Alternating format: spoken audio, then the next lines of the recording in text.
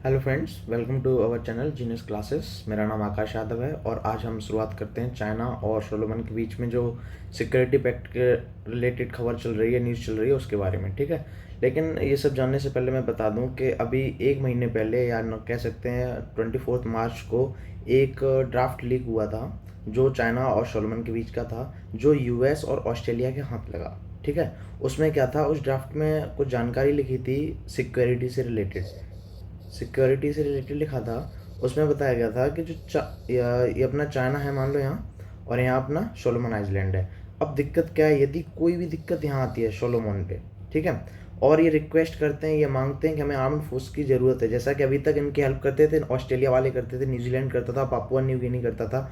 ठीक है, अब ये यही चीज़ चाइना के साथ कर रहे हैं कि चाइना हमें आर्म्ड फोर्स दे यदि हमें दिक्कत होती है तो, कोई पुलिस वगैरह, ठीक है, कोई नवल आर्मी वगैरह, जो भी इनको दिक्कत होगी वो दे सकता है। साथ ही साथ यदि यहाँ पे कोई ऑफिशियल है चाइना का, ठीक है, अधिकारी वगैरह है, और उसको कोई थ्रेट है, कोई दिक्कत है, तो चाइना अपनी आर्म्ड फोर्सेस को भेज सकती है। ठीक है, और ऐसा कोई ड्राफ्ट अभी साइन नहीं किया गया है, लेकिन ये लीक हो गया है धोखे से कैसे भी, जो ऑस्ट्रेलिया चाइना के हाथ लगा, सॉरी ऑस्ट्रेलिया और यूएसए के हाथ लगा है। तो उस बारे में जानने से पहले थोड़ा और सोलोमन आइलैंड के बारे में जान लेते हैं, इसकी जोग्राफिकल नॉलेज ले लेते हैं। ठीक है, तो ये है वर्ल्ड मैप है हमारा।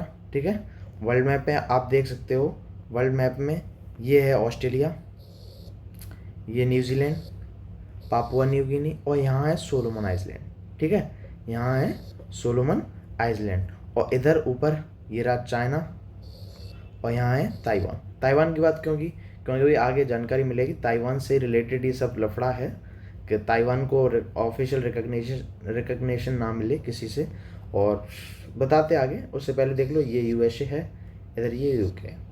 अब सोलोमन आइलैंड के बारे में जानते हैं। सोलोमन आइलैंड एक बहुत ही छोटा सा कह सकते हैं कंट्री है। सोलोमन आइलैंड कई ग्रुप्स ऑफ आइलैंड्स का समूह है। ठीक है, इसमें मेनली कहें तो 6 ग्रुप्स ऑफ आइलैंड्स हैं, जिसमें आप देख सकते हैं चर्चल, संता, अजबेल, मलाइता, और ये मैन है। ठीक है, इसी में इसकी कैपिटल है होनियारा। ठीक है, एडमिनिस्ट्रेटिव के पर्पज से सबसे मेन यही इसका आइसलैंड है, और ये है सेंट क्रिस्टोबल। ठीक है, अब दिक्कत क्या है, देखो ये पहले क्या करते थे, सब ताइवान को सपोर्ट करते थे। ठीक है, ताइवान को सपोर्ट करते थे कि ताइवान एक अलग देश है, और चाइना क्या कहता है, चाइना कहता है कि ताइवान हमारा ही हिस्सा है। अब उसमें क्या है, ये इतने थे जो ये तो बाद में टिल्ट हो गया चाइना की ओर, लेकिन जो मलाइता है ये टिल्ट नहीं हुआ। ये अभी भी ये कह रहा था कि नहीं, ताइवान को मैं सपोर्ट करूँगा, ताइवान की ओर रहूँगा मैं। इस वजह से ये भी कहा जाता है कि इनको यूएसए ने 28 मिलियन डॉलर्स भी दिए थे इसी वजह से, लेकिन ऑफिशियल कोई जानकारी नहीं है। और वहीं इनको डेप्ट दिया था, बाकी सभी आइसलैंड्स के ग्रुप हैं जो, इनको डेप्ट दिया गया था चाइना की ओर से $500 मिलियन का, $500 मिलियन का। ठीक है, $500 मिलियन का इनको डेप्ट दिया गया था। और आप तो जानते हो चाइना की कूटनीति क्या है, डिप्लोमेसी क्या है, हमेशा वो डेप्ट में फंसाता है लोगों को।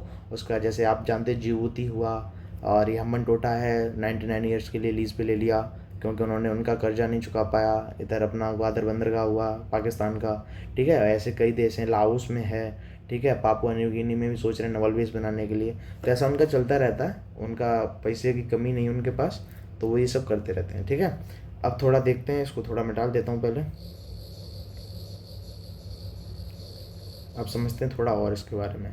देखो हिस्टोरिकल बैकग्राउंड में बता दूं इसका, पहले क्या था, ये भी कॉलोनियल रूल पे था। ठीक है, जैसे हमारा देश था पहले आज़ाद नहीं था, ऐसे इसका भी सीन यही सेम था। उस समय क्या था, इसको यूके के अंडर आता था ये। ठीक है, न्यूजीलैंड किसके अंडर आता था, यूके के अंडर आता था। ठीक है, यूके के अंडर आता था। फिर इसके ऊपर जापान, जर्मनी ने भी राज किया, फिर उसके बाद यूएसए ने, और यूएसए ने करने के बाद फिर इसको लौटा दिया यूके को। ठीक है, तो इस वजह से अब यदि यहाँ पे चाइना की ट्रीटी आएगी, या चाइना के साथ कोई भी यहाँ पे डील करते हैं ये, तो इनको दिक्कत होगी, यूएसए को होगी, यूके को होगी, और साथ ही साथ ये ऑस्ट्रेलिया को इसलिए होगी क्यों भाई, ऑस्ट्रेलिया पास में। यदि इनकी कोई भी चाइना की सेना यहाँ आती है, आर्म्ड फोर्सेस आती है, तो ऑस्ट्रेलिया के लिए खतरा है, दिक्कत है भाई। कभी यदि आप इन फ्यूचर कोई झगड़ा होता है तो भाई उनकी भी यहीं पे आर्म्ड होगी, इनकी आए तो इनके लिए दिक्कत हो जाएगी। ठीक है, जैसे अभी तुम्हें यूक्रेन रशिया का भी लफड़ा इसी वजह से हुआ था, है ना, क्योंकि नाटो में वो ऐड कर रहे थे, और उस वजह से यदि वो आर्म्ड फोर्सेस कभी भी कहीं भी आ सकती है यूएसए की, और पहले से वही सेम सीन यहाँ भी हो सकता है। तो ऑस्ट्रेलिया ने भी इस बात पे कहा है कि ऐसा कंसर्न करना चाहिए, ये चिंता का विषय है और इसको देखना चाहिए, ऐसा नहीं करना चाहिए। हालांकि इनके पीएम ने कुछ और भी कहा है उसके बारे में, हालांकि वो छोड़ते हैं, अभी देखते हैं क्या दिक्कत है। और देखिए अब क्या है, इसको जब ये इन लोगों ने यहाँ पे राज किया अंडर, लेकिन उसके बाद 1978 में, कब, 1978 में ये इंडिपेंडेंस हुआ और इन्होंने अपना कॉन्स्टिट्यूशन बनाया, संविधान बनाया, कॉन्स्टिट्यूशनल फिर मोनार्की बनाई, और वो मोनार्की भी इसके अंडर थी, किसके, यूके के। ठीक है, तो इनको इस वजह से दिक्कत है। अब ये देखो, ऑस्ट्रेलिया, यूनाइटेड स्टेट और यूके, वैसे भी क्या हो गया, ऑस्ट्रेलिया, यूके और यूएस, सॉरी यूएस, ये साथ में मिलकर क्या बनाते हैं, ऑकस। ऑकस आपको पता है ये एग्रीमेंट था जिसमें इनकाउंटर करने के लिए या फिर इनके चाइना का इन्फ्लुएंस को काउंटर करने के लिए बनाया गया था, ठीक है ना। तो वैसे भी ये साथ में ऐसे क्वाड भी है जिसमें इंडिया भी आ जाता है, ठीक है। तो इसमें थोड़ा सा लफड़ा इसी बात का है कि यदि यहाँ पे चाइना की आर्म्ड फोर्सेस, नवल आर्मी वगैरह आ जाती है तो ऑस्ट्रेलिया के लिए दिक्कत होगी। एक तो ये स्ट्रेटेजिक पॉइंट है क्योंकि ये इक्वेटर पे है, और ये देखिए यूएसए, इधर अपना नॉर्थ साउथ अमेरिका पूरा, और इधर के बीच में ये अपनी आर्म्ड फोर्सेस ला सकते हैं, साउथ पैसिफिक ओशन में ये अपनी आर्म्ड फोर्सेस चाइना ला सकते हैं। तो ये यूएसए के लिए, ऑस्ट्रेलिया के लिए थोड़ा खतरा बन जाएगा। तो ये लोग नहीं चाहते ऐसा हो, कंसर्न यही है। हालांकि अब देखते हैं क्या होता है आगे, अभी साइन तो नहीं हुआ है। और फिर इसके बाद हम देखते हैं, थोड़ी सी और जानकारी लेते हैं ताइवान से रिलेटेड। क्या है, जो चाइना है ये कहता है कि ताइवान हमारा ही हिस्सा है, ठीक है। चाइना क्या कहता है, ताइवान हमारा ही हिस्सा है, लेकिन ताइवान कहता है कि हम अलग देश हैं। और इसको ऐसे छोटे छोटे 6 आइलैंड्स हैं, ठीक है, जो पहले सपोर्ट करते थे कि ताइवान को रिकग्नाइजेशन मिलनी चाहिए, ये एक अलग देश बनना चाहता है तो बन सकता है, कोई दिक्कत नहीं है, ये अलग देश है मानते थे। अब उसमें से 2 को अलग कर दिया है चाइना ने, किस वजह से, डेप्ट वगैरह दे के, ठीक है। डेप्ट वगैरह दे के किसको किया, एक तो यही रहा सोलोमन आइलैंड, ठीक है, और दूसरा क्या है, किरीबाती को, ठीक है। अब 4 बचे, धीरे धीरे क्या पता डेब्ट में फंसा के उनको भी कर दे, क्योंकि छोटे छोटे देश को लूटता चला जाता है, ठीक है। तो चाइना की तो कूटनीति, डिप्लोमेसी आप जानते ही हो क्या है।